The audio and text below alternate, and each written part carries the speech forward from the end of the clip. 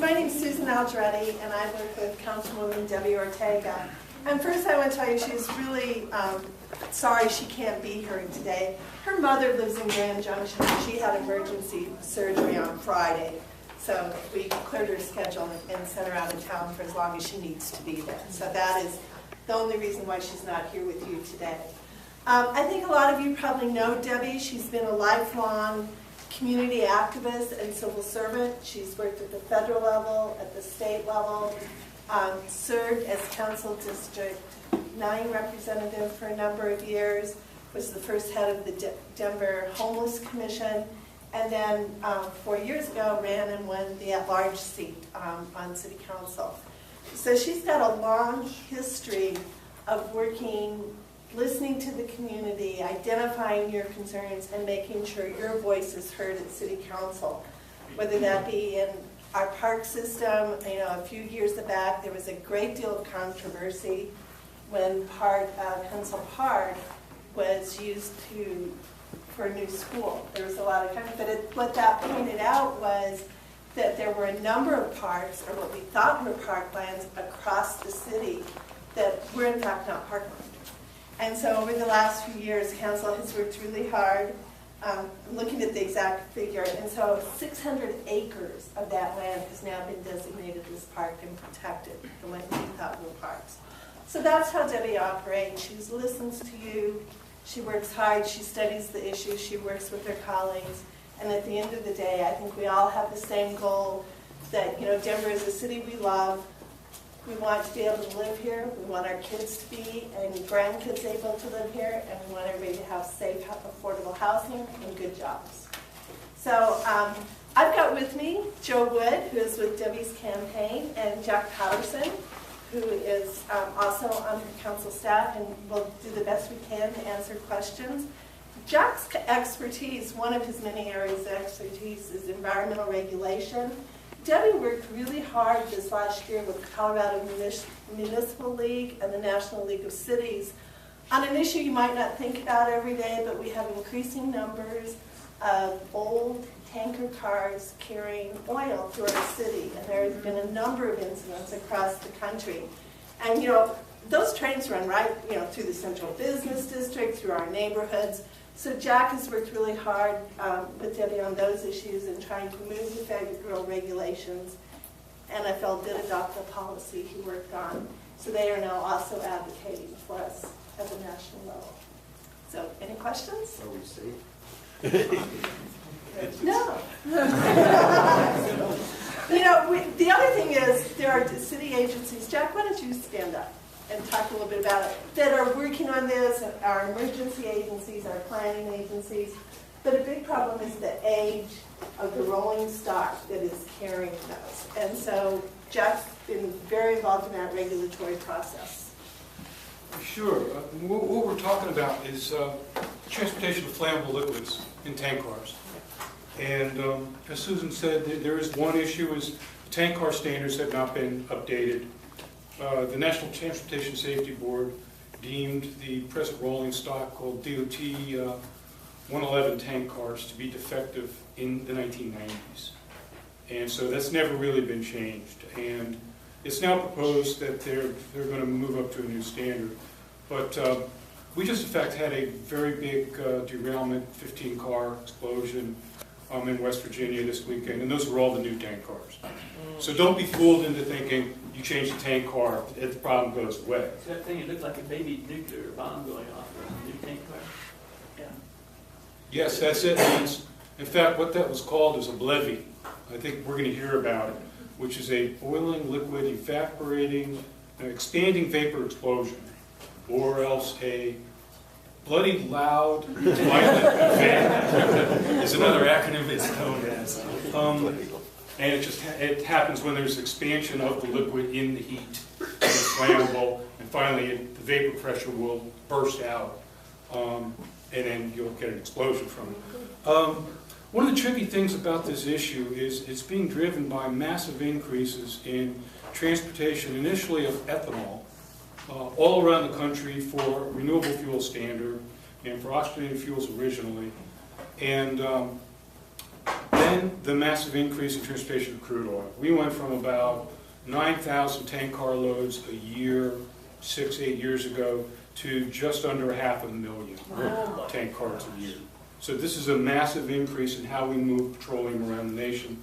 Ethanol is also up to just under, it's in the 400,000 tank cars a year. So this was virtually non-existent 12 years ago, 14 years ago. So one thing we're having is that these tank cars are now out in numbers that they never were before. Now, what's tricky about this issue too is you have federal regulations and you have local regulations. So what we have done is some rulemaking comments to the federal government on the rulemaking that's outstanding. We work with the National League of Cities. We work with Denver's Office of Emergency Management. Comments were filed. But one of the things that the Councilwoman is trying to work on especially is we make our comments federal, but there are things locally we can address here. We are the ones that control land use. We control, this is great to have all this development in our industrial areas, but we as a city have to make some determinations about setback, how close do we build next to these, do we make sure we check with our emergency responders about where we build, how we build, how many people we have there. You said it's the rolling stock, so you're talking the tracks themselves are the issue? No, No. cars. Cars. Stock on the train. Cars and upkeep of tracks. Okay. Yeah. The Gates Foundation or the Gates site came down, so that's a good thing. We've got some growth going on there. But I'm hearing that that's also possibly a Superfund site, or that there's some kind of a there's some toxicity that might be leaking out of that particular site. Is that anything you can address? No, I can't address. I have not heard that. I know they are doing environmental cleanup at the site. I can answer questions about it after Okay. their time's over, but I don't want to take up your time. Oh, that's okay. David. What? Go ahead, take the time, Robin. No, Any other questions? I was just curious if you know how much revenue the city receives from the railroads. I don't. I'm not aware of any particular revenue stream that they have, other than they carry our goods and our services and our businesses count on it. right away, so. They had the They right had of the ways right-of-ways. before we had the city. That's what I Yeah. was thinking. Yeah. Yeah. And that does come into play as we're looking at the redevelopment north of I-70 in the National Western. There are a number of active spur lines and railroad lines in there. And it will be part of the discussion when we talk about National Western, is we need to move them if that area is going to be redeveloped.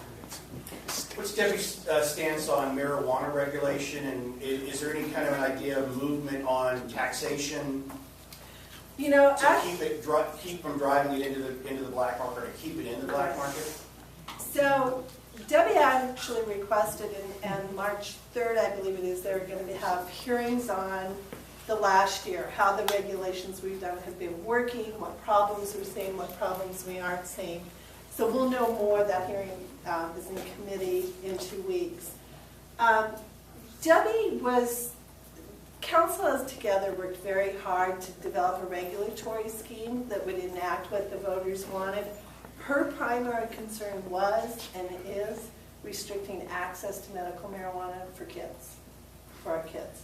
We've seen, and that's become a problem, and we'll hear testimony on it at that hearing, is that I think primarily inadvertently, children are ingesting the edible marijuana. So the question becomes, and the state is doing regulations and we're going, is how do you package that? How do you distinguish? So when grandma's babysitting, and there's a cookie sitting on the counter, she knows that cookie isn't the one you can give to the kids. It's hers. It's her reward. So that is where our budget is good and will continue. She makes a great sacrifice. 30 seconds. I want Robin to talk about the gate site. Okay, thanks. So the main chemicals that were underneath the gate site were from the rubber processing, was trichloroethylene, or TCE.